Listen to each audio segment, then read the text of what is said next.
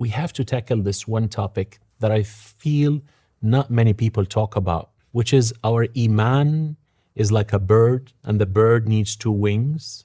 Without these two wings, the bird cannot fly. Our ulama, our scholars, brought this topic many times, and it creates a balance in the faith. What am I talking about?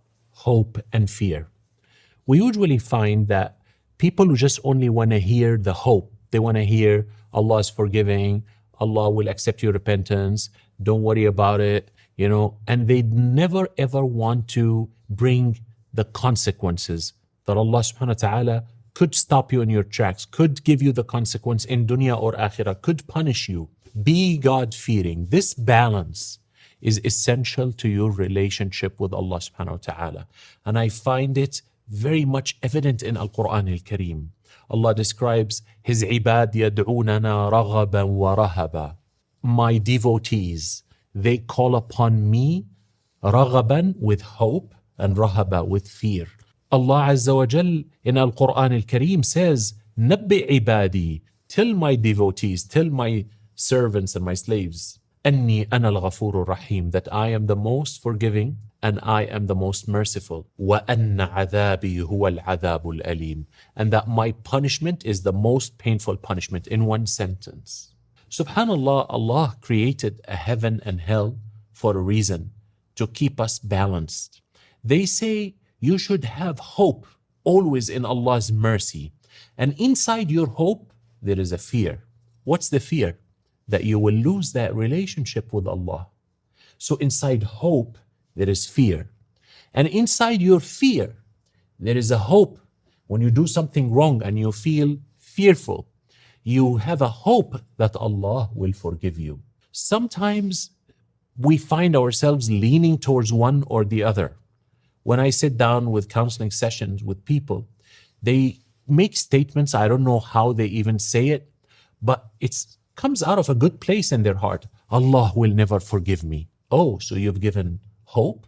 So now you give up? You're totally lost in fear?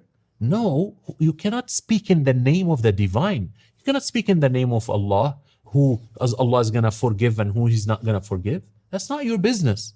Allah Azza wa Jal does not want us to have so much fear to a point we lose hope, and so much hope to a point we lose the fear, and we are ready to do anything, because that is the door that will open for people to become amongst the list of those whom Allah does not love.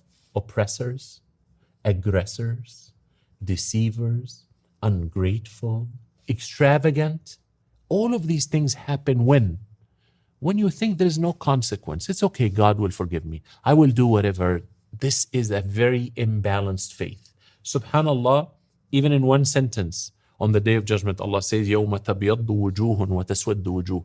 The day that some faces will be dark from the evil they have done, and some faces will be bright from the goodness that they have done.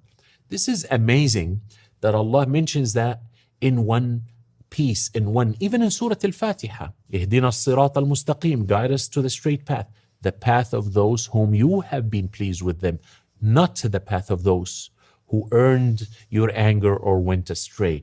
Hope and fear. The believer's heart, subhanallah, is always anxious. And people ask, is Allah happy with me? Did Allah accept my repentance? Did Allah accept my good deeds? Did Allah forgive me? Allah makes us live on the edge.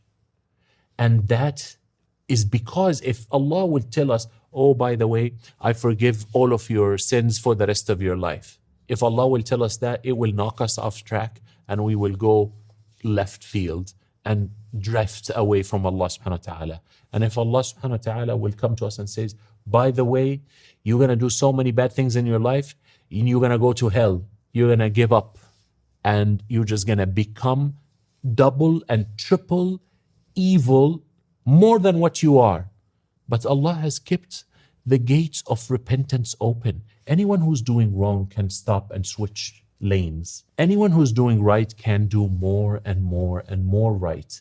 This hope and fear is something that is essential to the relationship with Allah. And people avoid talking about like Allah is serious with us. وَيُحَذِّرُكُمُ اللَّهُ نَفْسَهُ. and Allah is warning you of Himself. Don't take Allah for granted. Don't take Allah easy. Allah is Malik. Allah is a king, the King of kings, the one and only God. There is no other God but one God. So treat Allah with majesty.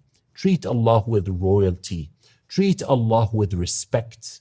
Worship Allah with humility. All of this comes from that fear and from that. It's like a healthy fear. It's not like I'm scared of Allah subhanahu wa ta'ala. No, it's like I am afraid that I will break that relationship. I'm afraid that will I trigger Allah's wrath against me by hurting myself or hurting the people around me or hurting humanity or destroying the planet. It keeps you on the straight path. And without these two things, it's not possible to have a healthy relationship with Allah subhanahu wa ta'ala. May Allah make us from those that they call upon Him with hope and fear. And may Allah subhanahu wa ta'ala, towards the end of our lives, show us a sign that we will die with peace, looking forward to meet our Lord, being ready to be received by the most generous host, Akramul Akrameen wa Arhamul Rahimin, Allah Rabbul Alameen, wa sallallahu ala Sayyidina Muhammad wa ala alihi wa sahbihi ajma'in.